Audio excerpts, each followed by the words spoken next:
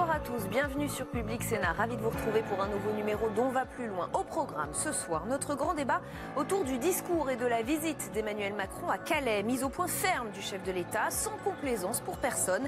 Halte aux contre-vérités, dit-il. L'État joue son rôle d'accueil et de prise en charge des migrants, mais il le fait de manière organisée, insiste le président. Il appelle les associations à la responsabilité, il recadre aussi les forces de l'ordre. Sa politique d'immigration a-t-elle été caricaturée? Emmanuel Macron est-il en phase avec les attentes des Français? Éclairage ce soir avec nos invités sur ce plateau. Ne manquez pas de réagir sur Twitter avec le hashtag OVPL. Notre match des idées, il opposera ce soir deux communicants, Marie-Virginie Klein à Arnaud Benedetti. Nous nous interrogerons sur ces responsables politiques qui décrochent, qui quittent la vie publique. Aujourd'hui, c'est Didier Guillaume, président du groupe socialiste au Sénat, qui raccroche les gants. Il n'est pas le premier, probablement pas le dernier.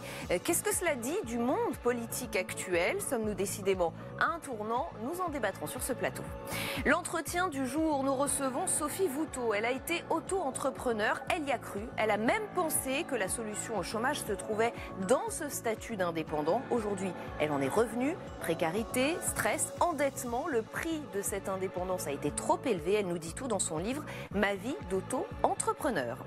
Mais d'abord, cette visite et ce discours d'Emmanuel Macron à Calais. Le ton était ferme, les annonces assez nombreuses. Oui à la générosité, oui à l'accueil, dit-il, mais de manière organisée et rigoureuse. Il lance un appel à tous, à la responsabilité et particulièrement aux ONG. On va en parler. Nelson Jetten. Il était très attendu sur les terres du Calaisis. Un an après le démantèlement de la jungle, le chef de l'État n'a laissé prise à aucune ambiguïté. Un discours ferme et sans complaisance. Calais n'est pas une porte d'entrée dérobée vers l'Angleterre. Et je veux être ici très clair.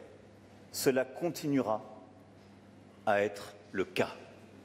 En aucun cas, nous ne laisserons ici se constituer ou se développer des filières illégales. En aucun cas, nous ne laisserons ici se reconstituer une jungle ou une occupation illégale du territoire. S'adressant aux forces de l'ordre de la région, le président de la République leur a réaffirmé un soutien appuyé. Je veux d'abord vous exprimer les remerciements et la reconnaissance de nos concitoyens, de Calais et d'ailleurs, pour le travail que vous effectuez jour après jour, nuit après nuit. Travail remarquable mais peu connu, parfois décrié, souvent caricaturé. Leur annonçant une prime de résultat, Emmanuel Macron leur a cependant rappelé leur devoir d'exemplarité, alors que leur comportement envers les migrants est mis en cause par les associations. À leur adresse, le président a d'ailleurs lancé un appel à la responsabilité. Lorsque des associations encouragent ces femmes et ces hommes à rester là, à s'installer dans l'illégalité, voire à passer clandestinement de l'autre côté de la frontière, elles prennent une responsabilité immense. Jamais, jamais elles n'auront l'État à leur côté. Le chef de l'État devait rencontrer les représentants des associations en fin de journée, mais deux d'entre elles avaient annoncé qu'elles boycotteraient la réunion. Avec nous, pour aller plus loin, ce soir sur ce plateau, Laetitia Avia, bonsoir. Vous êtes députée LREM de Paris et porte-parole de La République En Marche. Françoise Sivignon, présidente de Médecins du Monde. Jean-Daniel Lévy, directeur du département politique et opinion chez Harris Interactive. Et on attend également François Gémen, qui est chercheur en sciences politiques. Il devrait arriver dans les minutes qui viennent. Merci en tout cas d'avoir accepté notre invitation. Emmanuel Macron n'a effectivement pas mâché ses mots avec les ONG. On vient de l'entendre. Il les appelle à faire preuve de responsabilité. Que répondez-vous au chef de l'État ce soir, François Sivignon? Alors j'espère que d'abord M. Macron ne met pas toutes les ONG et toutes les associations dans le même sac. Je crois qu'on se distingue les uns des autres quelque part. En appeler à notre responsabilité, on est quand même des associations responsables en ce qui concerne des réponses à des besoins vitaux pour des personnes qui arrivent sur le territoire français, et ça depuis de nombreuses années. Et quand je parle de besoins vitaux, c'est des réponses à des besoins de santé, à de l'accès à l'eau potable ou à la nourriture. Donc ça, en termes de responsabilité et de déontologie, parce qu'il a été aussi question de déontologie des forces de police, en ce qui concerne la déontologie des soignants que je suis, par exemple, ou de l'éthique, je pense qu'on a ce qu'il faut pour répondre aux chefs de l'État. Il a parlé d'associations qui poussaient les migrants à enfreindre la légalité. Vous le savez, c'est quelque chose que vous connaissez, c'est vrai ? Parfois, en face de situations et de traitements indignes des personnes, il nous arrive de pousser un peu loin, on va dire, les textes législatifs et de désobéir quelque peu. À vous aussi, mais c'est pas, oui, ça nous est effectivement arrivé d'être dans des cas de désobéissance civile, mais je pense que c'est pas le cœur des activités des associations. On a bien d'autres choses à dire sur la façon dont on répond aux besoins des personnes, de ces milliers de personnes qui arrivent sur le territoire français et sur la loi dite Asile-Immigration qui a été présentée par Monsieur le Premier ministre. On va y venir. Emmanuel Macron n'a pas seulement tensé les ONG, il a également rappelé à l'ordre, ou en tout cas envoyé un message assez clair aux forces de l'ordre, des policiers priés de ne pas confisquer les effets personnels des migrants. Il leur promet en même temps une prime exceptionnelle de résultats. Il y a eu un problème de pression policière, oui ou non, à Calais ? Écoutez, je pense que c'est ce que le président de la République voulait rappeler. Aucun responsable politique ne peut aujourd'hui cautionner des comportements tels que ceux qui ont été dénoncés par voie de presse ou sur les réseaux sociaux à l'encontre des migrants. Et lorsque l'on a si peu d'effets personnels, les perdre dans cette situation de détresse dans laquelle on est, c'est quelque chose que vraiment on ne peut pas tolérer. Et je le dis aussi avec force, et c'est ce que le président de la République aussi évoque lorsqu'il fait référence à cette prise de responsabilité. C'est pas tant uniquement la responsabilité lorsque justement on enfreint les règles et la loi. Bien sûr, le chef de l'État ne va pas dire qu'il cautionne le fait que des organismes soient en infraction. Mais il y a aussi le fait que moi, régulièrement, je suis interpellée sur ces comportements des forces de police. Et ma réponse est toujours la même. Où sont les éléments de preuve ? Où sont les photos ? Où sont les vidéos ? Et si jamais elles sont là, surtout, j'en appelle toujours à la responsabilité de ceux qui les détiennent pour qu'ils justement engagent une procédure judiciaire. Vous le dites comme Gérard Collomb, ce sont des dérapages individuels. Ah non, je ne dis pas cela. Je dis que même s'il y a un dérapage individuel, tout dérapage individuel doit être sanctionné. Ce n'est pas le fait que ce soit individuel ou collectif, mais il faut apporter ces éléments de preuve, voir si ces faits sont avérés ou non. Et c'est pour ça qu'on en appelle à la responsabilité des associations qui disent avoir constaté ces comportements pour qu'elles saisissent la justice. Jean-Daniel Lévy, là on parle vraiment de Calais pour le moment et pas de cette politique d'immigration générale perçue par les Français. Calais est un cas à part et perçu par les Français comme une ville à part, la ville des migrants. Oui, même si d'une manière générale, quand on parle de Calais, c'est plutôt la politique migratoire qui aujourd'hui est interrogée en France. Ça apparaît comme étant une forme de symbole déjà, de symbole de la difficulté des responsables politiques à pouvoir résoudre une situation qui apparaît comme étant relativement endémique. Quand on prend les données objectives, on voit que la situation aujourd'hui n'est pas la même que celle qui pouvait exister il y a quelques années, qu'il y a aujourd'hui moins de mieux. C'est-à-dire que objectivement, quand on prend les chiffres, en tout cas, il y a moins de migrants qui sont présents. Ouais. Il y a une situation avec une jungle. Les chiffres qui sont avancés par le ministère de l'Intérieur, on parle effectivement de 400 personnes et non plus 7000 comme il y a un an. Oui, c'est ça. Sachant que je crois qu'il y a un débat entre les chiffres qui sont établis de la part des associations, les chiffres qui sont établis de la part du ministère. Mais quoi qu'il en soit, je crois que l'ensemble des acteurs définissent de manière générale qu'il y a aujourd'hui moins de migrants qui sont présents à Calais avec une situation qui apparaît comme étant moins tendue. Mais quoi qu'il en soit, lorsqu'on parle de Calais, c'est toujours les évocations d'une difficulté de la part de la France, pas toujours l'Angleterre, mais la France, à pouvoir résoudre ce problème et à pouvoir faire en sorte que cette situation qui apparaît aux Français comme étant assez inacceptable puisse être résolue et montre bien qu'il s'agit d'une forme d'un des symboles, soit de l'incapacité du politique à pouvoir répondre à cet enjeu-là, soit d'un des enjeux justement du politique pour faire en sorte qu'il y ait une situation sociale, humaine et en matière également de qualité de vie locale qui puisse s'améliorer. Françoise Sivignon, cette annonce de prise en charge par l'État de distribution des repas à Calais, c'est un geste que vous saluez, un geste de la part d'Emmanuel Macron, de l'État ? Ah oui, absolument, parce que jusqu'à présent, c'était bien les associations qui répondaient à ces besoins vitaux d'avoir accès à la nourriture. Il faut que ça soit distribué dans des conditions dignes, bien évidemment, pas sous la pluie ou dans le froid. Donc on est dans un contexte qui nécessite, surtout pour ces personnes, je dirais, qui ont eu un parcours migratoire compliqué, douloureux, d'avoir accès à des besoins élémentaires, de l'alimentation élémentaire pour leur permettre de survivre dans les meilleures conditions possibles. Quand on dit l'incapacité des politiques, ce que je regrette et ce qu'on regrette collectivement, et en fait Médecins du Monde a refusé de se joindre à la dernière rencontre avec M. Macron. On fait exceptionnellement la politique de la chaise vide chez Médecins du Monde. On siège, on discute, on écoute aussi ce qu'ont nous dire les politiques. Donc mais là, en l'occurrence, oui, parce que collectivement, encore une fois, on a de multiples plateformes qui accompagnent les personnes migrantes. On n'a pas été tellement concertés ni même écoutés. Et on regrette profondément. Et on l'a dit à M. Édouard Philippe, on a été très déçus de cette attitude. Pour quand même un gouvernement qui se qui se revendique issus de la société civile, il manque un étage, il manque une marche quelque part. Alors on ne va pas faire les politiques publiques, bien évidemment, mais sur d'autres sujets, comme la stratégie nationale de santé, par exemple, on peut se permettre de donner des propositions. Et là, on n'a pas eu d'espace, franchement. On le regrette profondément. On le regrette profondément. Et puis, on aura des propositions à faire, mais l'espace, encore une fois, est extrêmement réduit. Il y a une chose vraiment que je ne comprends pas. Lorsque l'on regrette un manque de dialogue, lorsqu'on regrette un manque d'écoute, comme vous êtes en train de le dire, je ne comprends pas pourquoi est-ce qu'on fait justement la politique de la chaise vide. Lorsque l'on a justement un forum de discussion, lorsque l'on a un président de la République qui se déplace sur place, qui consacre du temps, et on voit très bien qu'Emmanuel Macron, dans l'ensemble de ses déplacements, et quand bien même il a un agenda qui est serré, il prend le temps de répondre aux interpellations, il prend le temps d'échanger avec les différents acteurs. Moi, je pense que c'est un rendez-vous manqué, en effet, c'est un coup politique, c'est ce qui est indiqué, mais c'est dommage pour finalement ce que vous auriez pu apporter sur le fond. Donc c'est dommage pour la finalité de ce que vous voulez apporter. Ensuite, sur les rencontres, sur la méthode, moi je tiens à saluer la méthode du gouvernement, aussi bien de Gérard Collomb que du Premier ministre, qui ont reçu les associations, qui ont donné aux associations les éléments du texte loi immigration avant même que les parlementaires aient ces textes.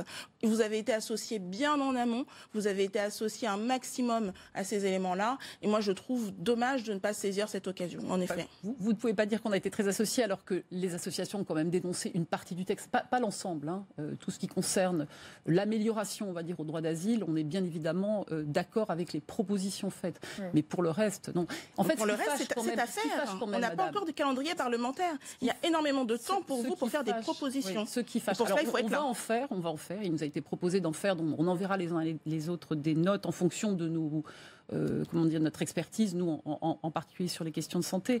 Mais ce qui a quand même fâché, au-delà des associations, ça a été cette fameuse circulaire, des circulaires. Donc on va y venir, c'est dans un prochain chapitre. Je voudrais qu'on revienne d'abord, parce que vous l'avez un petit peu évoqué, Jean-Daniel Lévy, le rôle de la Grande-Bretagne. Ce sont évidemment les accords du Touquet. Emmanuel Macron y a fait allusion sans les citer au tout début de son discours. Et pour bien comprendre, je voudrais qu'on regarde ensemble les quelques points majeurs de ce texte. Il place la frontière britannique à Calais, il permet aux agents français et britanniques de faire des contrôles dans les deux pays, et il a mis en place le partage du traitement des demandes d'asile. Est-ce qu'il pose problème, ce texte? Est-ce qu'il désavantage la France, Jean-Daniel Lévy, puisque vous l'avez un petit peu évoqué tout à l'heure? Je ne sais pas s'il désavantage la France, mais en tout cas, ce qui est certain, c'est qu'il y a aujourd'hui une interrogation de la part des Français sur comment se fait-il qu'il y ait aujourd'hui autant de migrants qui soient présents à Calais, alors qu'ils n'ont pas, et en tout cas ils n'indiquent pas qu'ils souhaitent rester sur le territoire national. Donc les Français ne sont pas forcément toujours au courant des enjeux, de la manière dont se passent les accords, la raison pour laquelle, comme vous l'avez indiqué, la frontière se passe à Calais.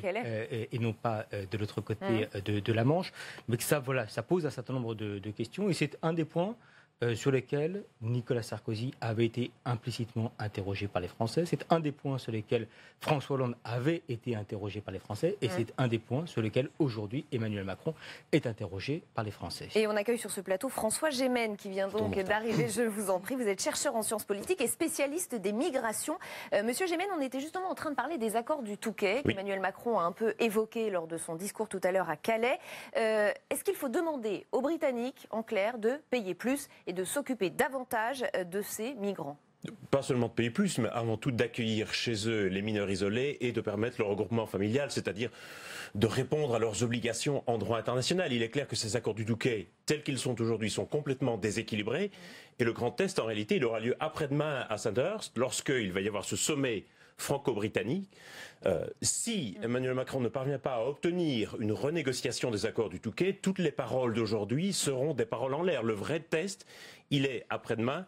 Et les Anglais doivent, à mon sens, accueillir au moins les mineurs isolés qui sont aujourd'hui à Calais et ceux qui vont rejoindre leur famille en Angleterre. Ça fait partie des obligations humanitaires minimales que l'Angleterre doit accepter. La France ne peut plus continuer à faire pour le compte de l'Angleterre ce qu'elle refuse de faire. Alors on va remonter un peu dans le temps. Souvenez-vous de ce que disait Emmanuel Macron lorsqu'il était candidat. On est en janvier 2017. Angela Merkel est alors assez critiquée pour sa politique d'accueil des réfugiés. Emmanuel Macron publie une tribune dans Le Monde et voilà ce qu'il écrit. La chancelière Merkel et la société allemande ont été à la hauteur de nos valeurs communes. Elles ont sauvé notre dignité collective. Écoutez ce qu'il a déclaré tout à l'heure. Parce que l'objectif, oui, il est bien d'accueillir tout le monde de manière inconditionnelle, de vérifier tout de suite, de pouvoir instruire rapidement, de protéger les uns, de raccompagner les autres. Aussi, si l'accueil inconditionnel des personnes vulnérables est l'honneur de la République, l'accueil inconditionnel ne veut pas dire l'accueil indifférencié. François Sibignon, est-ce que vous trouvez qu'il a changé de cap? Est-ce qu'il y a eu un changement de discours entre ce que vous imaginiez, d'après ce qu'il disait lorsqu'il était candidat, et ce qu'il a déclaré aujourd'hui? Oui, clairement, je ne suis pas la seule à le dire. Encore une fois, il y a de multiples associations, des acteurs hors société civile également, des intellectuels. Et je vois également une tribune du Monde aujourd'hui signée par M.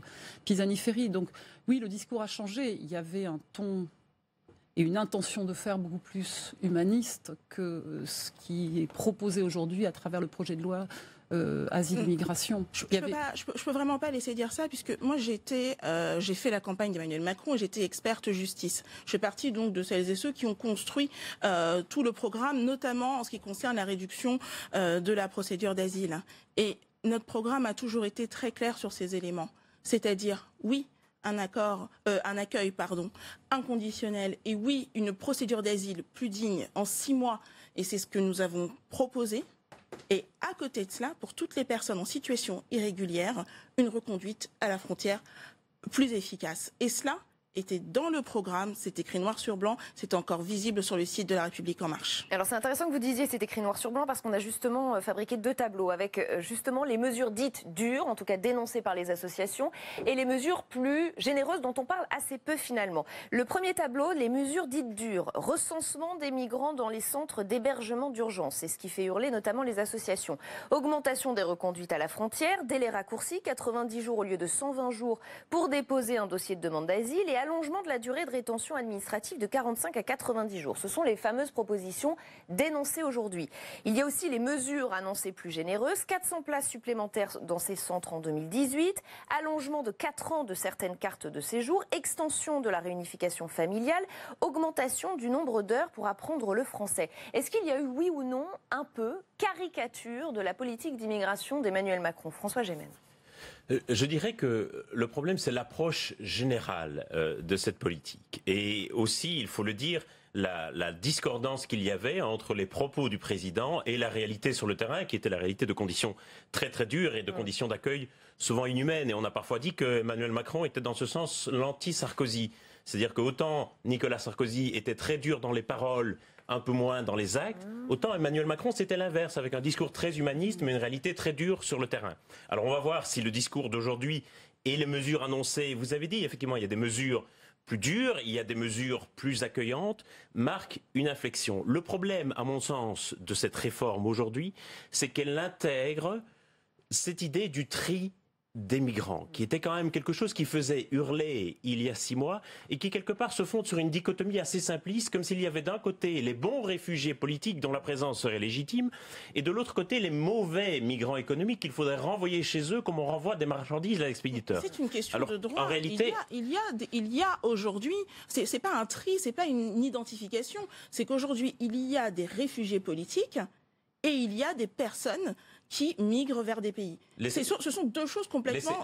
Il y a un côté à sacraliser, qui est celui des réfugiés, des demandeurs d'asile, et il y a toutes les autres sortes de migration. Vous ne pouvez pas renforcer la protection des uns au détriment de celle des autres. Et ceux qu'on voit aujourd'hui comme des migrants économiques, c'est-à-dire notamment des Africains de l'Ouest qui arrivent en France, transitent souvent par la Libye, alors que leur projet, ce n'était pas d'arriver en Europe, mais c'était de fuir leurs conditions au pays et de travailler en Libye. Et la Libye qui est devenue aujourd'hui un camp de concentration à ciel ouvert, ils fuient la Libye, ils fuient des violences politiques, des exactions, de la torture et parfois de l'esclavagisme. Et donc ils devraient pouvoir être considérés aussi comme réfugiés politiques. Mais s'il y a aujourd'hui cet engorgement de la procédure d'asile, qui effectivement est un vrai problème et qui motive aujourd'hui la réforme, c'est parce qu'il n'y a pas non plus en France de véritables possibilités sûres et légales d'immigration dite économique. Et donc, comme il n'y a pas d'autre moyen de rentrer en France que via l'asile, c'est cela qui fait que la procédure d'asile est engorgée. Et donc, vous ne pouvez pas réformer la procédure d'asile sans ouvrir aussi des canaux d'accès sûrs et légaux pour l'immigration économique, sinon votre politique sera Je vais vous laisser répondre juste, François Sivignon. Je ne vais pas reprendre ce que dit très bien M. Gemène sur le... Il y a quand même une partie de la population de ces personnes qui arrivent sur le territoire français qui sont difficiles à catégoriser. Bon, on l'a dit et redit les uns et les autres avec l'appui des recherches extrêmement précises là-dessus. Nous, on a eu une demande, par exemple, très, très précise auprès du Premier ministre qui est de considérer différemment cette population qui est étiquetée ni expulsable, ni régularisable. Il y a 30-40 000 personnes, je ne sais pas exactement. C'est quand même une demande qui n'est pas extraordinaire. Enfin, en termes de nombre, j'entends que 30 000, ça peut paraître beaucoup, mais même cette demande-là, elle n'a pas été considérée. Parce qu'il faut quand même exemplariser ces cas de figure. Ces personnes sont dans une situation extrêmement précaire, sans statut en France. Voilà. C'est juste pour exemplariser une possibilité de faire bouger. On la fera, cette proposition, parce que toutes les associations l'ont demandé. Absolument toutes les associations. Mais juste très rapidement sur ce dernier point, en tant que juriste, moi j'ai beaucoup de mal à considérer qu'il existe une zone de nini, c'est-à-dire qu'on a un droit où on ne l'a pas. Et c'est ça qui est la difficulté aussi de cette situation, puisque derrière il y a une situation humaine, mais un droit, on l'a ou non. Vous évoquiez tout à l'heure des mesures qui peuvent paraître et qui sont dures, dites dures, mais quand on les regarde dans le détail, quand on lit cette circulaire, combien de personnes ont vraiment lu cette circulaire? Parce qu'on entend beaucoup de choses. On entend parler d'agents de police qui viendraient trier les personnes dans des centres d'hébergement, alors qu'on a des agents qui sont des agents de la préfecture qui travaillent déjà aujourd'hui sur tout le volet d'immigration et qui vont juste se mettre à disposition des demandeurs d'asile pour pouvoir mieux les orienter vers les centres dédiés, vers les logements dédiés. Lorsque l'on parle de l'extension, en effet, de la durée de rétention, on passe de 45 à 90 jours. C'est vrai, on double, on a l'impression que c'est beaucoup. Mais la directive européenne, si on l'avait transposée, comme tous nos voisins européens, on serait à 180 jours. Voilà. Il y a tous ces éléments de contexte aussi à prendre en considération lorsqu'on analyse cette politique. Et vous parliez tout à l'heure également de tous les migrants économiques. Oui, c'est un texte asile et immigration. Il y a le passeport talent notamment que nous allons étendre pour qu'un maximum de jeunes, de chercheurs, d'étudiants puissent venir en France dans de meilleures conditions. Et il y a tout le volet intégration qui relève de la mission de mon collègue Aurélien Taché. Emmanuel Macron fait-il finalement ce qu'attendent les Français? On va avoir besoin de vous, Jean-Daniel Lévy, pour répondre à cette question. Mais Emmanuel Macron a déjà son avis sur ce sujet. Écoutez. Parce que c'est ce que nos concitoyens attendent de nous. Ils attendent l'ordre, l'autorité là où elle doit être exercée, l'humanité à chaque instant. Et ils n'attendent pas des déclarations. Ils attendent des manches retroussées pour agir sur le terrain, dans ce cadre, avec celles et ceux qui portent la République et l'ambition de la République au quotidien. Et je vais ajouter ce tweet d'un internaute qui répondait à notre question Internet du jour. Emmanuel Macron va-t-il trop loin en matière d'immigration? Regardez cette réponse de l'ICAR. Non, il ne va pas trop loin. Il applique ce que pense la majorité des Français. Jean-Daniel Lévy. C'est vrai à l'heure actuelle. C'est-à-dire qu'on voit qu'il y a une tension qui existe à l'égard de l'immigration, bien plus nette que ce que cela pouvait être le cas il y a encore quelques années. On peut d'ailleurs voir qu'en matière de sémantique, il y a quelques années, on parlait de sans-papiers. Aujourd'hui, on est amené à parler de clandestins. On parlait en fait de réfugiés. Aujourd'hui, on parle de migrants. Donc, il y a dans l'espace public une évolution de la nature du débat et des conditions qui amènent certaines populations à être présentes sur notre territoire. Mais du coup, vous diriez qu'il y a un clivage entre le discours des ONG et l'opinion française? Et c'est qu'aujourd'hui, on n'est pas forcément face à une population qui dit oui, on souhaite qu'il y ait plus d'immigrés sur notre territoire. Et quand on les interroge plus précisément, ils souhaitent qu'il y ait même une politique aujourd'hui qui amène à ce qu'il y ait un accueil de moins d'immigrés sur notre territoire. Et ce qui est une forme de nouveauté, c'est qu'il pouvait y avoir une forme de dichotomie, même si les Français ne font pas forcément le tri, entre, pour faire vite, ceux qui sont appelés à venir au nom du regroupement familial, ceux qui peuvent venir pour étudier, ceux qui peuvent venir notamment parce qu'ils sont dans des conditions sanitaires relativement précaires, et que quelles que soient les situations que l'on propose aux Français, que l'on soumet au jugement des Français, on a globalement une appétence qui est une appétence à ce qu'il y ait une politique, soit qu'il y ait autant, soit qu'il y ait moins d'accueil d'immigrés sur notre territoire. C'est quand même une évolution qui est une évolution assez nette depuis quelques années, et notamment, et vous y faisiez implicitement référence tout à l'heure, Depuis 2011, depuis ce qu'on a appelé rapidement les printemps arabes, il y a une tension plus forte de la part des Français à l'égard du phénomène migratoire, et ce, quels que soient ses types de déclinaisons. Il y a des enjeux d'opinion et des enjeux politiques. Donc, d'après le Parisien, voilà ce qui se dit place Beauvau. Si Emmanuel Macron n'est pas au rendez-vous, d'autres sont à la porte. Sous-entendu, évidemment, le Front National et notamment Marine Le Pen. Que répondez-vous à cela, François Gémen ? Mais sur cette question de l'opinion publique, deux choses. D'abord, par rapport au tweet qu'on vient de voir à l'écran, même si le verbe aurait dû être accordé au pluriel, mais enfin, c'est une question secondaire. Je pense qu'il y a deux choses importantes sur la question de l'opinion publique. Un, si l'opinion publique réagit de la manière que vous avez décrite, c'est d'abord parce que les images qui lui sont renvoyées de l'immigration sont toujours des images de crise. C'est-à-dire qu'on voit les bateaux en Méditerranée qui font naufrage, on voit ces situations insupportables à Calais. Donc, haro sur les médias. Et donc, non, certainement pas, parce que c'est une information qu'il est important de relayer et que c'est une situation qui se passe. Mais il convient de rappeler que l'essentiel de l'immigration en France, c'est une immigration tout à fait régulière. Ce sont des gens comme moi qui sont arrivés de Belgique il y a une dizaine d'années. J'ai jamais eu l'impression d'être concerné lorsque les Français disaient qu'ils voulaient moins de migrants. C'est que simplement les images qui leur sont envoyées sont sans cesse les images d'une situation de crise et effectivement qui génère chez les Français de l'anxiété. Et c'est bien normal. Et je crois qu'il est important de montrer et de rappeler que l'essentiel de l'immigration, ce sont des gens comme vous et moi qui ont une vie normale, qui vont emmener leurs enfants à l'école, qui répondent à des offres d'emploi, qui font la cuisine chez eux. Ça, je crois que c'est important de le dire. Les Français ne fondent pas leur opinion politique uniquement sur ce qu'ils voient dans les médias. Il y a aussi une... Non, bien sûr. Alors, c'est d'où mon deuxième élément, de rappeler que le rôle d'un leader politique, c'est aussi de former l'opinion publique et de guider l'opinion publique et pas seulement de la suivre. Envers et contre tout ?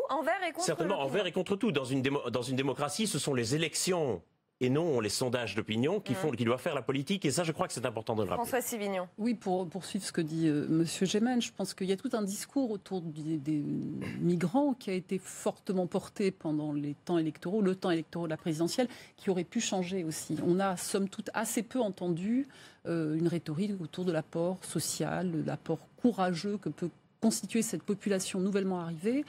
Et encore une fois, alors évidemment, aller contre l'opinion. L'opinion, nous, on la voit peut-être un peu différemment sur le terrain à travers des initiatives citoyennes, à travers aussi la parole de certains maires des grandes villes, grandes et petites villes, qui sont prêts à accueillir plus, différemment.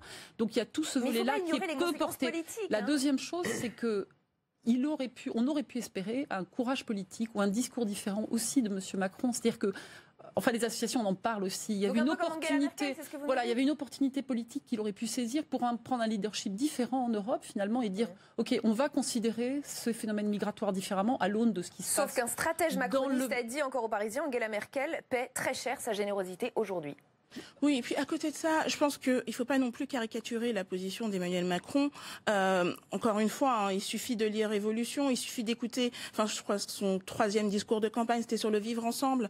Bien sûr que nous avons et nous continuerons d'avoir une position humaniste et de ne pas généraliser cette vision qu'on peut avoir et qui est la vision portée aussi par l'extrême droite, de ce rejet complet de l'autre. Ce n'est absolument pas comme ça que pense la République. Ça râle quand même dans les rangs d'En Marche. Il a fallu faire de la pédagogie. Ça râlait sur la méthode, sur le fait de ne pas savoir, sur le fait de se dire mais que pouvons-nous répondre aujourd'hui puisque tout ce que nous avons, ce sont des informations qui arrivent par voie de presse. Je peux vous dire qu'à partir du moment où nous avons commencé à travailler sur le fond des mesures et où nous avons travaillé vraiment, eh bien, on a vu l'équilibre de ce texte qui repose en effet sur 2 jambes. Vraiment, un accueil plus digne des migrants, c'est ce qui est le plus important. Moi, j'ai défendu des demandeurs d'asile. Lorsque l'on est pendant 2 ans dans une situation d'instabilité, alors que l'on sort déjà d'un théâtre de guerre, eh bien non, on n'est pas dans un accueil digne et à la hauteur de notre République non plus. Jean-Daniel Lévy, il nous reste une quarantaine de secondes. Le mot de conclusion.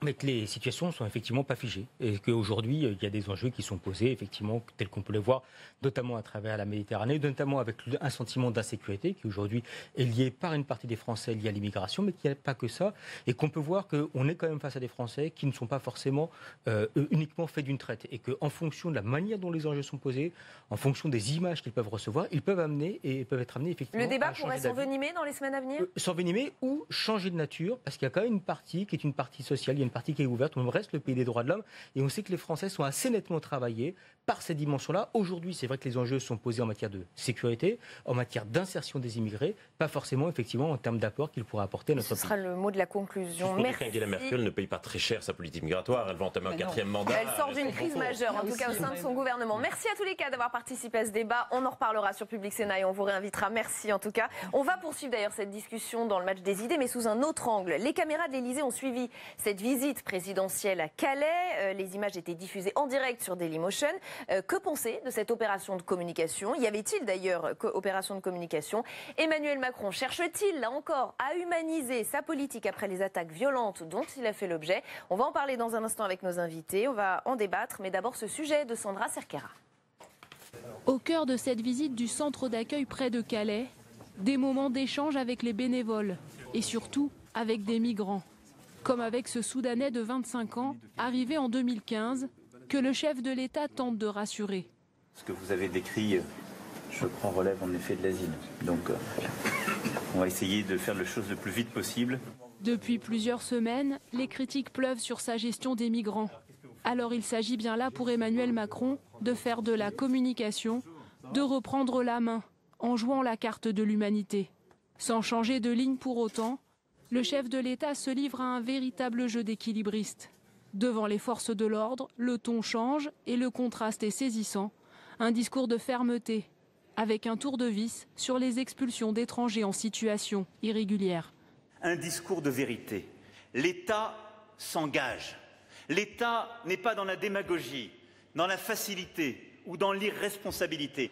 Emmanuel Macron joue ainsi l'opinion publique, dont la majorité est favorable à un durcissement des conditions d'accueil des migrants. Le chef de l'État prépare ainsi les esprits avant la présentation du projet de loi Asile-Immigration, prévu fin février. Avec nous pour ce match des idées, Marie-Virginie Klein, bonsoir, conseillère en communication du cabinet Tilder, Arnaud Benedetti, professeur en histoire de la communication à la Sorbonne et auteur de La fin de la com. On a vraiment vu deux visages d'Emmanuel Macron aujourd'hui, ce matin auprès des migrants, à l'écoute, un visage plutôt humain, et puis ce midi, en début d'après-midi, un discours très ferme. Là aussi, il fait du en même temps en matière d'immigration, c'est ce qu'on pourrait dire, Marie-Virginie Klein? Il fait du en même temps sur la forme, et effectivement. Ensuite, sur le fond, moi je trouve qu'il ne fait pas du tout du en même temps, puisqu'il a clairement pris une position assez ferme, et il a confirmé la fermeté de sa position sur sa politique migratoire, ne serait-ce qu'en termes de symbole. Il a prononcé son discours depuis la caserne de gendarmerie de Calais, il a annoncé une prime aux résultats pour les policiers de Calais, il a soutenu les forces de l'ordre à maintes reprises. Donc pour moi, le en même temps sur la forme, peut-être, à travers sa visite de terrain, mais sur le fond, il n'y a pas de en même temps. Donc on n'était pas dans une opération séduction, où on essaye de montrer qu'on est à la fois doux et à la fois ferme. Non, c'est clairement un discours sur l'ordre républicain, et l'ordre républicain dans les circonstances exceptionnelles, comme diraient les juristes. Donc je crois que là-dessus, c'est la volonté du président de la République de répondre à une demande de fermeté et d'autorité qui, sur cette question, semble en tout cas émaner de l'opinion publique telle que le montrent un certain nombre d'études et de sondages. Ceci dit, c'est vrai que la question du en même temps se pose, parce que c'est le en même temps qui est confronté à la réalité du terrain, à la réalité du fait. Qu'est-ce que c'est que le en même temps, en fait? Le en même temps, c'est épouser la complexité d'une question pour essayer de la dépasser. Sauf que là, on est sur une question qui est extrêmement clivante, qui est extrêmement passionnelle, et où le dépassement est extrêmement difficile, parce que la question du consensus sur cette question est très difficile à obtenir. Donc on voit quelque part les limites de la communication et de ce format du en même temps en matière communicationnelle sur un sujet qui, encore une fois, est un sujet qui est extrêmement prégnant dans l'opinion publique et qui appelle des réponses, en tout cas de la part de l'opinion publique, des réponses plutôt de fermeté. Et en effet, je vous rejoins, c'est plutôt un discours de très grande fermeté et de très grande autorité qui a été exprimé là par le président de la République. Et je crois que c'est en tout cas ce qu'il faut retenir de cette séquence de communication. Tout de même, les mots ont été, le discours a été polissé ces dernières semaines. Je voudrais juste vous donner quelques exemples. Les éléments de langage travaillés, on dit efficacité plutôt que fermeté. Ils disent éloignement plutôt que reconduite à la frontière. Il y a eu un travail de fait sur l'image. Sur l'image, il y a un travail de fait, mais moi, le sentiment que j'ai quand je regarde les réactions sur les réseaux sociaux, c'est que l'ensemble des gens a l'impression plutôt que c'est une opération cosmétique. C'est vrai qu'il a prononcé le mot État tout à l'heure, je ne sais pas combien de fois, qu'il a rendu hommage aux associations, aux bénévoles, vraiment de façon très appuyée, très marquée. Mais sur le fond, le sentiment qu'on a quand on écoute ce qu'il dit, c'est qu'il veut juste priver complètement la droite d'oxygène. Et je crois que c'est que là il ne cédera pas à sa stratégie politique quelques éléments d'avancée en termes de communication. Je suis d'accord sur la forme, mais encore une fois, on sait tous que Emmanuel Macron, c'est quelqu'un qui est très doué, qui sait évidemment passer la crème, qui dit des choses pour faire en sorte de mettre tout le monde d'accord. Mais là, à part il a fait une concession, il a quand même annoncé que l'État prendrait en charge la distribution des repas pour les migrants. Mais quand on met ça dans la balance par rapport au reste, ça pèse très peu. C'est plutôt prophylactique. Mais enfin, en effet, je crois que ce qui est frappant dans son discours, c'est qu'il fait le pari de l'opinion publique, du soutien de l'opinion publique contre un certain nombre d'acteurs de la société civile, les ONG, parfois un certain nombre de médias. Il a été très critiqué. Souvenez-vous de la une de l'Obs il y a de cela une semaine, qui était extrêmement, qui a été considérée comme une une assez violente à son encontre. Donc, on le voit derrière des barbelés. Il est dans une position et dans une posture en tout cas d'extrême fermeté. Sauf que en communication, il y a les mots et puis ensuite il y a la réalité. Donc on ne pourra véritablement sur cette question de l'efficacité de la politique migratoire, là aussi comme sur la politique économique, le juger qu'avec le temps. Et il est vrai qu'à un moment donné, lorsque la communication est invalidée par les faits, ça ne devient plus que de la com, et c'est là que qu'on peut rencontrer les problèmes. Et on a vu la une de l'Obs dont vous parliez à l'instant. Autre sujet sur lequel j'aimerais vous faire réagir, c'est ce nouveau départ de la vie politique. Après NKM, Najat Vallaud-Belkacem, Marion Maréchal Le Pen, aujourd'hui c'est Didier Guillaume qui a annoncé son retrait. Président du groupe socialiste au Sénat, j'ai décidé de quitter la vie politique, écrit-il sur sa page Facebook. Je n'ai jamais oublié que les mandats politiques avaient un début et une fin. Écoutez ce qu'il a répondu tout à l'heure à Marie Brémaud et à Simon Barbary pour Public Sénat. J'étais très heureux de cet engagement politique depuis tant d'années, très heureux d'avoir été élu local, maire, conseiller général, président du département, sénateur. Ici même au Sénat, je me suis vraiment éclaté, c'était formidable.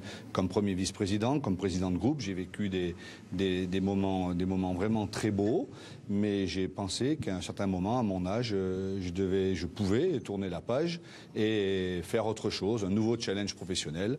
Et c'est ce que je vais tenter maintenant de faire. Marie-Virginie Klein, je le disais en introduction, c'est pas le premier, évidemment pas le dernier. Est-ce qu'on est à un tournant de la vie politique? Que se passe-t-il?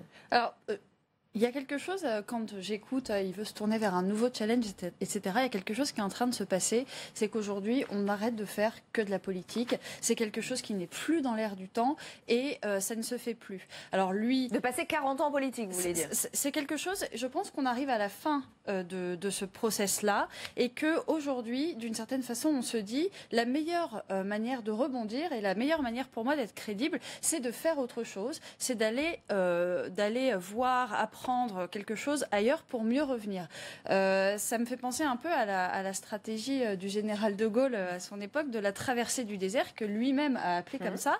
C'est-à-dire qu'en 1946, il a décidé de quitter le gouvernement pour ne revenir qu'en 1958 et pour mieux revenir. À l'inverse, il y a des politiques qui n'ont jamais su partir. Je prends l'exemple de Nicolas Sarkozy qui, après son échec en 2012, a dit « je quitte la vie politique ». Finalement, il ne l'a jamais quitté et il n'est jamais revenu. Et je pense que là, dans les cas que vous évoquez, c'est quelque chose je pense que c'est un vrai levier. Donc c'est une modernisation même du monde politique, on pourrait parler de ça? C'est très difficile de répondre.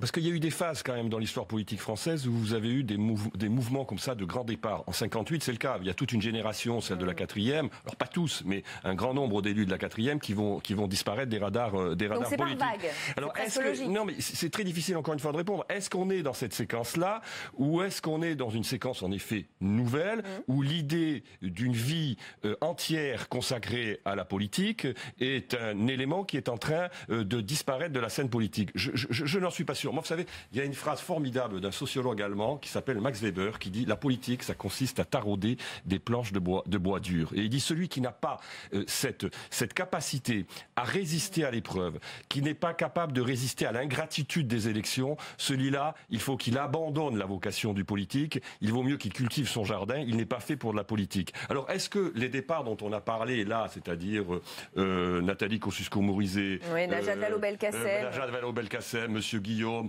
ou Marion Maréchal Le Pen par exemple, ce sont des départs qui vont s'inscrire dans la durée, ce sont des départs définitifs, ou est-ce qu'il s'agit de stratégies politiques qui visent à prendre un peu de retrait pour revenir? C'est une autre question. Alors le général de Gaulle, c'est un très bel exemple. Sauf que le général de Gaulle, quand il part en 46, il part en espérant revenir beaucoup plus vite, puisqu'il fonde quand même un parti qui est le RPF et qui va être un des principaux opposants à la 4e République. Et ce sont seulement des moments exceptionnels qui sont ceux de la guerre d'Algérie de 1958 qui le permettent de revenir au pouvoir. Il y a un autre homme aussi qui a eu une carrière politique extrêmement longue et qui a connu quelques traversées du désert, c'est François Mitterrand, qui lui aussi s'est accroché, a tenu et finalement est arrivé au fait du pouvoir. Et puis c'est bien pour leur image, ça les humanise finalement de les voir partir et peut-être s'ouvrir à autre chose et notamment au monde privé. Oui, ça les humanise et puis ça les confronte à la réalité. C'est vrai qu'aujourd'hui quand même, quand on fait que de la politique, on a relativement peu accès à tout un certain nombre de sujets qui concernent la quasi-totalité des Français. Donc moi je vous rejoins pas tout à fait. Je crois vraiment aujourd'hui qu'on ne peut plus faire de la politique toute sa vie et qu'on va en faire pendant 10 ans, 5 ans ou 15 ans, mais que c'est terminé, qu'on est passé à autre chose. Tendance LREM, tendance La République En Marche. Société civile et un peu de politique. Oui. Après, il y a d'autres sujets. On peut aussi parler des sujets de rémunération qui sont liés à ces choix. Ce qui est vrai, c'est que c'est quand même plutôt une spécificité française, cette longévité politique. Un homme politique dans d'autres pays, je pense en Grande-Bretagne, je pense aux États-Unis, quand il est battu, il quitte la vie politique et il ne revient pas. Vous n'entendrez jamais un président américain battu à la suite de son premier mandat se dire je vais peut-être revenir.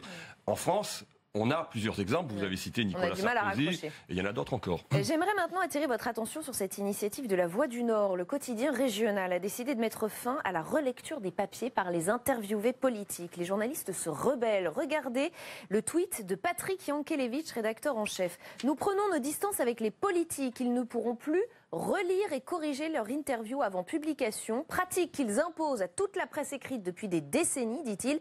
Ça va faire de la place dans nos colonnes. Mettre de la distance, c'est exactement ce que proposait Emmanuel Macron lors de ses vœux à la presse. Cette saine distance ne facilite peut-être pas votre travail ou des habitudes qui avaient été prises. Elle ne facilite pas non plus toujours notre travail, parce que j'ai conscience qu'elle peut parfois faire naître une animosité en réaction. Mais elle est à la base de l'exigence que nous partageons. Marie-Virginie Klein, est-ce que là aussi on entre dans une nouvelle ère des relations entre politiques et journalistes ? La volonté affichée, c'est celle-là. En revanche, moi, je pense que le rédacteur en chef de La Voix du Nord se tire complètement une balle dans le pied. Complètement. Pour une raison simple, c'est qu'aujourd'hui, ce qui distingue la presse écrite de la presse audiovisuelle, c'est que la presse écrite, c'est devenu quasiment le seul support où on peut on peut peser ses mots et on peut trouver les bonnes expressions qui explicitent clairement sa politique. Si la presse écrite, ça devient simplement un verbatim amélioré pour lequel on peut pas avoir un propos réfléchi, etc.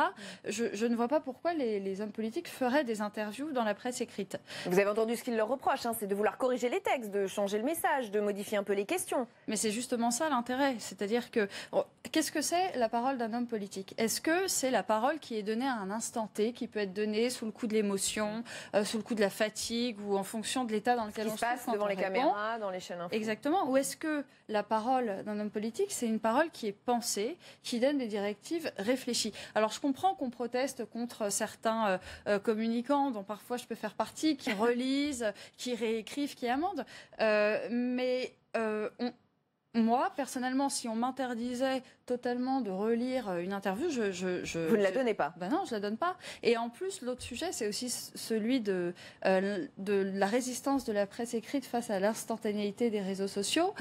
Si la presse écrite veut continuer à se démarquer face au Periscope, au Facebook Live, etc., qu'est-ce qu'on peut...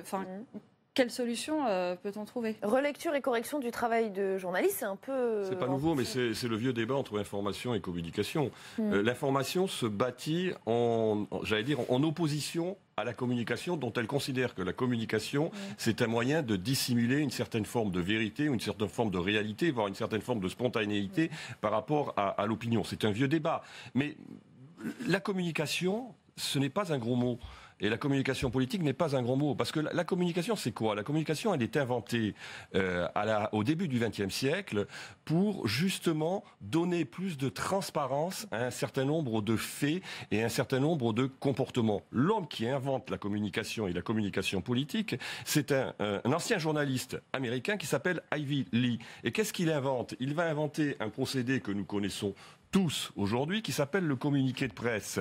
Il est le prestataire de service d'un certain nombre de clients qui sont confrontés à un certain nombre de scandales, à un moment où les mouvements sociaux et à un moment où le journalisme d'investigation commence à apparaître aux États-Unis. Il va leur dire, vous ne pouvez plus continuer comme par le passé, parce que tout simplement, l'opinion publique est aujourd'hui en demande d'un discours de transparence. Et donc, la communication, c'est une invention aussi, c'est une conquête de la démocratie. Oui, mais si le discours de transparence se transforme en promotion. Alors après, le problème, évidemment, il ne faut pas être dupe. On sait très bien que la communication aussi est un moyen pour un certain nombre de décideurs à un moment donné d'échapper à un certain nombre de questions, d'échapper à un certain nombre d'interrogations et de présenter d'une manière plus favorable un certain nombre de choses et un certain nombre de positions. Ça, c'est une réalité à laquelle il ne faut pas... Les journalistes font face quotidiennement et c'est le plus de la Voix du Nord.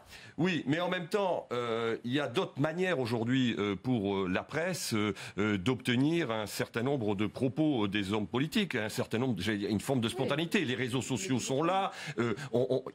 Les hommes politiques sont aujourd'hui, et les hommes publics en général, sont sous les projecteurs en permanence. Ils sont scrutés, disséqués. Ils sont hyper visibles, beaucoup plus qu'auparavant, avec le tout info, avec les réseaux sociaux. Donc on a une manière de décrypter aujourd'hui qui est beaucoup plus présente que par le passé, leur comportement, leur code et leur fonctionnement. Je ne suis pas sûr aujourd'hui que les hommes politiques soient beaucoup plus forts face à l'opinion qu'ils ne l'étaient il y a une trentaine d'années ou il y a une quarantaine d'années. Je pense que même, et ça c'est ma thèse, c'est que la communication est beaucoup plus fragilisée parce qu'elle ne parvient de moins en moins à contrôler les comportements et les messages et les discours des hommes en général. Vulnérable. Et puis juste pour rebondir sur les propos d'Emmanuel Macron, je trouve ça amusant parce que je crois que c'est l'Élysée qui a refusé 3 fois de suite des interviews à la Voix du Nord, justement parce qu'ils ne pouvaient pas relire. Oui, mais en proposant Gérard Collomb. Enfin, l'histoire est un petit peu plus complexe que ça. Mais tout de même, Emmanuel Macron semble créer une forme de tension entre journalistes et politiques, une tension un petit peu inédite, notamment en déclarant qu'il mettrait fin au off, enfin qu'il veut arrêter un peu ces connivences entre politiques et journalistes. Est-ce que c'est pas lui qui se tire une balle dans le pied? Est-ce que c'est pas un grain de sable dans sa communication à lui?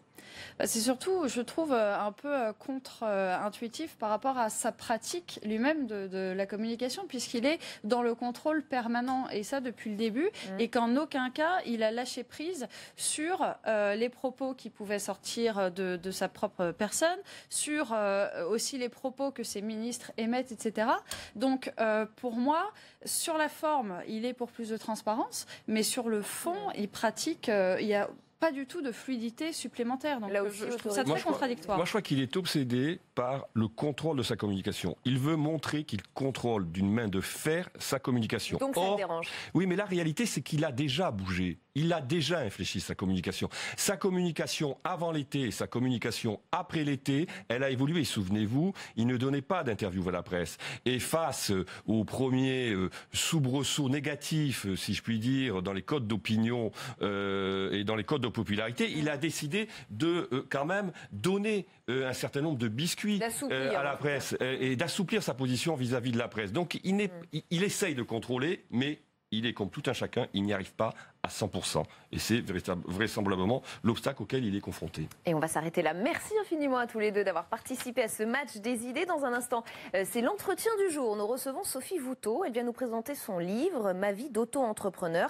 Elle nous fera part des difficultés qu'elle a rencontrées lorsqu'elle s'est lancée à son propre compte. Bercy a justement lancé les consultations sur le projet de loi Pacte. Pacte, c'est le plan d'action pour la croissance et la transformation des entreprises. Ce matin, sur Public Sénat, la députée LREM de Paris, Olivier Olivia Grégoire a longuement développé le sujet. Écoutez. L'objectif, c'est quoi? On a des chances, on a aussi des défauts et on a des faiblesses sur nos entreprises. On crée beaucoup d'entreprises en France, 550 000 par an. Néanmoins, on a 2 difficultés, les faire grandir, les faire grossir, que nos TPE deviennent des PME, que les PME deviennent des ETI. Et on a du mal aussi à faire des entreprises des vrais créateurs d'emplois. Vous voyez, il y a un chiffre que je voulais partager avec vous hier, qui a été publié. 10% des créateurs d'entreprises fixent la création d'emplois comme leur priorité absolue. C'est assez faible. On a beaucoup d'entreprises qui se créent, mais trop peu qui créent des emplois. C'est une consultation qui a démarré au mois d'octobre. 6 binômes, pour aller vite, parlementaires et sénateurs, ont été mobilisés sur 6 axes fondamentaux de l'entreprise. Pour ma part, je travaillais sur le cycle de vie, création, croissance, transmission et rebond. Nous avons présenté pas moins de 980 propositions sur ces thèmes, après plus de 600 rencontres avec des institutions, une quarantaine d'organisations qui ont été reçues, une méthode très particulière.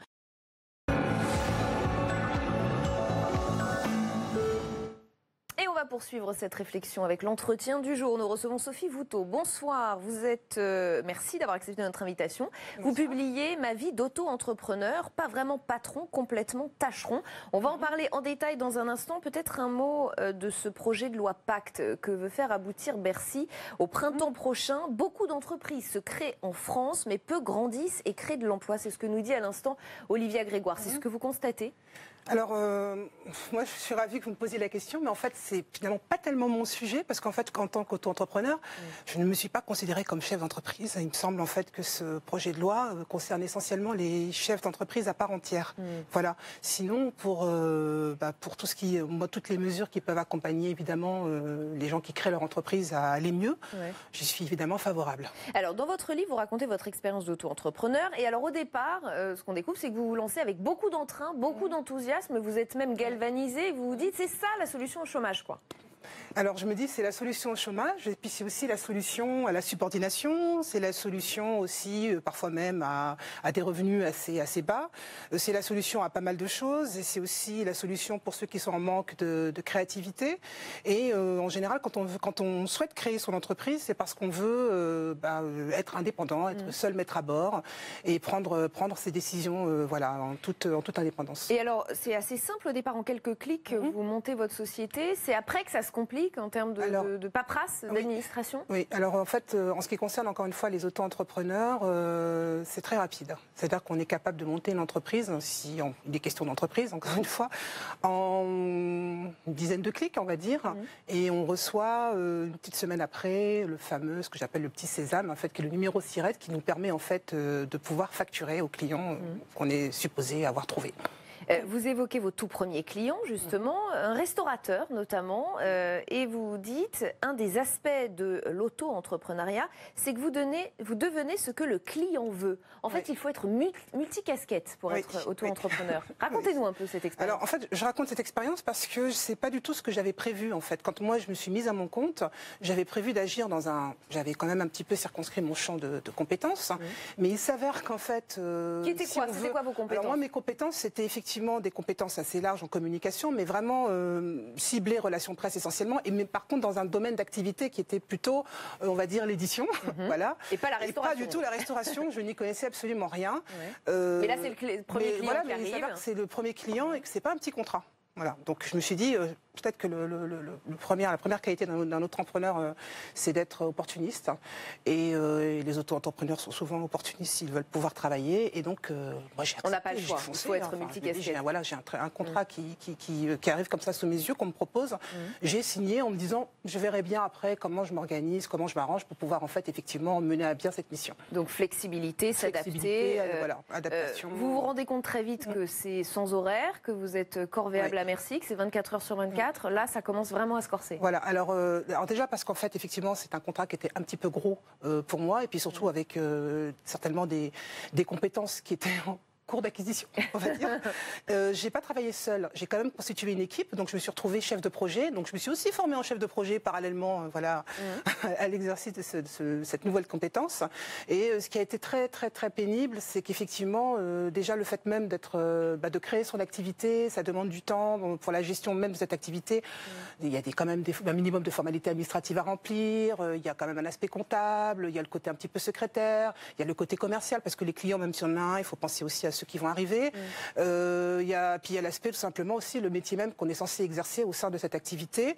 Tout ça, en fait, ça se conjugue, ça arrive en même temps. Il y a la nécessité aussi de se former, notamment tout ce qui est web marketing, tout ce qui est le digital maintenant, qui est indispensable quand on veut exister en fait au sein d'une activité, d'une société. Et en fait, quand on met en fait toutes ces exigences, on les conjugue toutes ces ensemble, contraintes, et ces contraintes, ça devient en fait intenable au niveau de l'emploi du temps. Est-ce que vous avez senti que les clients en profitaient de ce statut précaire, notamment dans vos tarifs?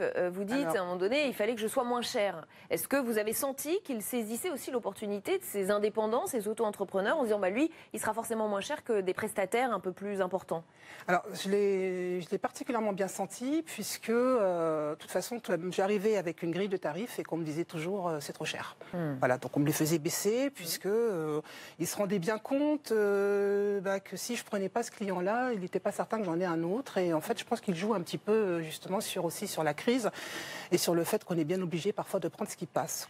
Vous parlez de la grande solitude dans laquelle se trouve l'auto-entrepreneur, et contre cela, il y a ce qu'on appelle les espaces de coworking. Oui. Vous y avez un peu goûté, racontez-nous. Oui, alors au bout d'un an seulement, au bout d'un an d'activité, parce que quand même un espace de coworking, c'est pas gratuit, donc il faut avoir une activité assez pérenne pour pouvoir en fait pouvoir tout simplement payer après son loyer.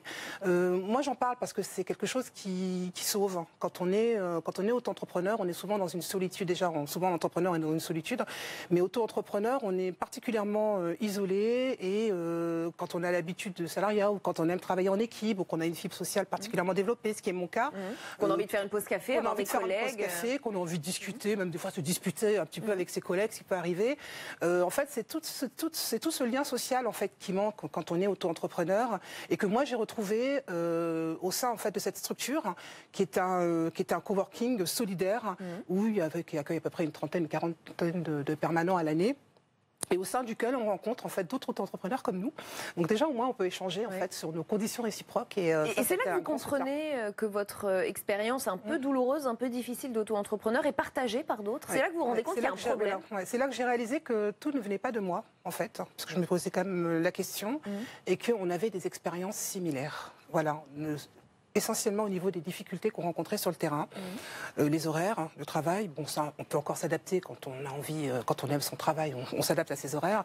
Mais c'était plutôt l'idée de travailler pour rien, en fait. Ça veut dire qu'aujourd'hui, vous le dénoncez, ce statut d'auto-entrepreneur. Vous dites le prix de l'indépendance, il est trop élevé. C'est trop de stress, de l'endettement, de la fatigue, privation de liberté. Alors je vais être précise. Ce livre n'est pas une charge donc anti-entreprise. Moi, j'adore l'entreprise. Ce n'est pas une charge contre les auto-entrepreneurs non plus, loin de là. C'est plutôt, en fait, je veux dire, un coup de semonce, la volonté de préciser ce que c'est que le régime des auto-entrepreneurs. C'est un régime qui, en fait, doit s'exercer dans des conditions particulières, qui sont celles, d'ailleurs, pour lesquelles il a été créé, à savoir être salarié, donc avoir, en fait, ce fameux filet au niveau des revenus ou d'une protection sociale, et vouloir, pourquoi pas, parce qu'on a une activité qui peut en fait évidemment être source de revenus, pouvoir s'y adonner en étant en conformité avec dans un cadre légal. En dehors de ça, quand on commence à utiliser ce régime pour travailler par exemple à temps plein, moi, je n'ai rencontré que des difficultés. Aujourd'hui, vous soutenez quand même l'idée d'un revenu de base, comme Benoît Hamon. C'est dire quand même la mère expérience que vous avez faite de l'auto-entrepreneuriat. C'est vrai que passer de l'idée de je vais entreprendre à l'idée de revenu de base, il y a quand même un énorme clivage. Donc, c'est vrai, non, mais c'est parce qu'en fait, tout n'est pas forcément en opposition et en contradiction. En fait, je pense qu'il y a des fois, je pense que la vérité est au milieu du gué. On peut très bien être favorable à l'entreprise et comprendre pourquoi certains auront besoin d'un revenu de base. Moi, en fait, j'en parle parce que entre deux clients, par exemple, un auto-entrepreneur qui ne travaille pas, de quoi il vit ? Est-ce qu'on y pense en fait? Trop de précarité. Voilà, il y a beaucoup de précarité. C'est vrai qu'il y a une prime d'activité qui permet un peu de compenser cette absence de revenus qui est très très très faible. Moi, j'ai pu y avoir droit à un moment, je crois qu'elle doit être à peu près de 300 € par mois, ce qui n'est pas forcément une grosse somme. Mais le revenu de base, mais je suis un petit peu plus explicite dans le texte. Je dis aussi pourquoi le revenu de base, parce qu'on est dans un monde du travail qui est en pleine mutation, parce qu'on va de plus en plus vers une société, vers un monde digitalisé, et parce qu'on est tous amenés à effectuer des tâches pour lesquelles on n'est absolument pas rémunéré. Et à partir de ce moment-là, je me disais, si il y avait peut-être une solution, c'était celle de constituer un fonds commun pour les personnes qui se retrouveraient justement, comme je l'ai été, dans ces situations-là, des fois de façon complètement d'ailleurs provisoire. En fait. Et tout cela est à lire dans Ma vie d'auto-entrepreneur, pas vraiment patron, complètement tâcheron. Merci Sophie Voutot d'avoir été notre invitée ce soir. C'est la fin de cette émission. Exceptionnellement, je vous retrouve demain en direct à 16h30 sur Public Sénat. Toujours plus d'infos sur notre site internet publicsénat.fr. L'invité de Territoire d'Info demain, c'est Richard Ferrand, président du groupe La République En Marche à l'Assemblée nationale. Je vous souhaite une très belle soirée. Restez au cœur du débat.